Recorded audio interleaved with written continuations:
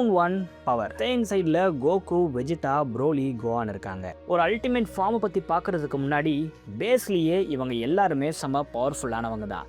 ஏன்னா கோகுவும் கிரில்லினும் சின்ன வயசுல இருந்தே பயங்கரமான ட்ரைனிங்கை எடுத்திருப்பாங்க. வெஜிடாவை எடுத்துக்கிட்டோன்னா இவர் செயின் ஃபோர்ஸ் கிட்ட இருந்து டைரெக்டாக ட்ரைனிங்கை எடுத்திருப்பாரு. ரொம்ப சின்ன வயசுலேயே ஏகப்பட்ட பிளானட்ஸை கேப்சர் பண்ணக்கூடிய அளவுக்கு இவர் பவர்ஃபுல்லாக இருப்பார். அந்த அளவுக்கு ரா பவர்லேயே இவங்க எல்லாருமே செம்ம ஸ்ட்ராங்காக இருப்பாங்க. இன்னொரு பக்கம் ப்ரோலி எடுத்துக்கிட்டோன்னா இவர் அல்டிமேட் சர்வைவராக இருக்கார்.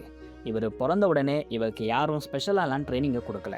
ஆனால் இவர் பார்ன் வித் கிஃப்ட்டுங்கிற ஒரு கேரக்டராக இருக்கிறதால இவரே பயங்கரமாக ஹார்ஷான சுச்சுவேஷனில் சர்வைவ் ஆகியிருக்காரு. முழுக்க முழுக்க இன்ஸ்டிங்டாலேயே பவர்ஃபுல்லாக மாறின ஒரு கேரக்டராக ப்ரோலி இருக்கார். இதனால் இவருடைய பேஸும் பயங்கரமாக பில்ட் பண்ணப்பட்டிருக்கு. இன்னொரு பக்கம் கோவானுக்கு ஏகப்பட்ட பேர் ட்ரைனிங்கை கொடுத்துருக்காங்க. பிக்கோலோ கூட இவருக்கு செம்ம ஹார்ஷான ட்ரைனிங்கெல்லாம் கொடுத்துருக்கிறதால கோவானுடைய பேஸ் கூட பயங்கர பவர்ஃபுல்லாக இருக்குது. இப்போ இவங்களுடைய பேஸ் பவரே பயங்கர பவர்ஃபுல்லாக இருக்குது. இன்னொரு பக்கம் உட்சுசுகி பீப்புள்ஸ் இருக்காங்க. இவங்களையும் சாதாரணமாக எடை போட முடியாது. இவங்களை பற்றின நிறைய விஷயத்த நமக்கு ரிவீல் பண்ணவே இல்லை. எந்த மாதிரினா சின்ன வயசுலேருந்து இவங்க எப்படி இந்த ஒரு ஜுட்ஸுவெல்லாம் லேர்ன் பண்ணாங்க, டைஜுட்ஸுலாம் இவங்க லேர்ன் பண்ணாங்களா, அப்படி இல்லைனா இதை ஈஸியாக அப்சர்வ் பண்ணிக்கிட்டாங்களா, இவங்களுக்குன்னு பேஸான ஜுட்ஸு ஏதாச்சும் இருக்காங்கிற மாதிரி எந்த ஒரு டீட்டெயிலையும் நமக்கு சொல்லலை. இவங்க ஜஸ்ட் வரும்போதே செம பவர்ஃபுல்லாக தான் வந்திருப்பாங்க. இவங்களுக்கான அந்த ஒரு பில்டுங்கிறது இப்போ வரைக்கும் தெளிவாக சொல்லப்படவே இல்லை. ஆனால் இஷிக்கி எடுத்துக்கிட்டால் இவர் செம பவர்ஃபுல்லாக இருந்திருப்பார். டைஜிட்ஸுலையும் சரி, நிஞ்சிட்ஸுலையும் சரி இஷிக்கியெல்லாம் செம்ம ஓவர் பவர்டாக இருப்பார். காகுயாவை எடுத்துக்கிட்டா இவங்களுமே கூட செம்ம ஓவர் பவர்டாக இருப்பாங்க. ஆனால் இவங்க அதிகமான டைஜிட்ஸு பண்ண மாதிரி காட்டியிருக்க மாட்டாங்க. உராஷிக்கியும் இந்த ஒரு டைஜிட்ஸு பேஸ் ஃபார்ம்லலாம் கொஞ்சம் பவர்ஃபுல்லாக இருக்கிற மாதிரி தான் காட்டியிருப்பாங்க.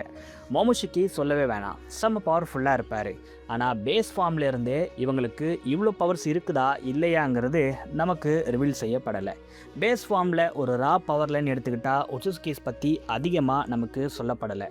இவங்க எல்லாருடைய அந்த ஒரு ஆர்ஜினும் நமக்கு தெரிஞ்சிருக்குங்கிறதால இந்த ஒரு பவர் ரவுண்டில் சேன்ஸ் தான் ஜெயிக்கிறதுக்கு அதிக வாய்ப்பு இருக்குது. ஸோ இதோட முடிவு உட்சுசுகிஸை சேன்ஸ் பீட் பண்ணிடுவாங்கன்னு கிடையாது. உட்சுசுகிஸை பற்றி இன்னும் நமக்கு நிறைய விஷயங்கள் சொல்லலை. ஆனால் சேன்ஸ் எடுத்துக்கிட்டோன்னா நிறைய விஷயம் நமக்கு ரிவீல் பண்ணியிருக்காங்க. இப்படி ரிவீல் பண்ணியிருக்கிற விஷயத்தை வச்சு பார்க்கும்போது ரா பவர், அதாவது எந்த ஒரு அதர் பவர் அப்ஸும் இல்லாமல் வெறும் ராவான பவர் அப்ஸை மட்டுமே யூஸ் பண்ணி ஒரு ஃபைட்டை பண்ணும்போது அதில் கொஞ்சம் சேன்ஸ் அதிகமாக இருக்கிற மாதிரி எனக்கு தெரியுது.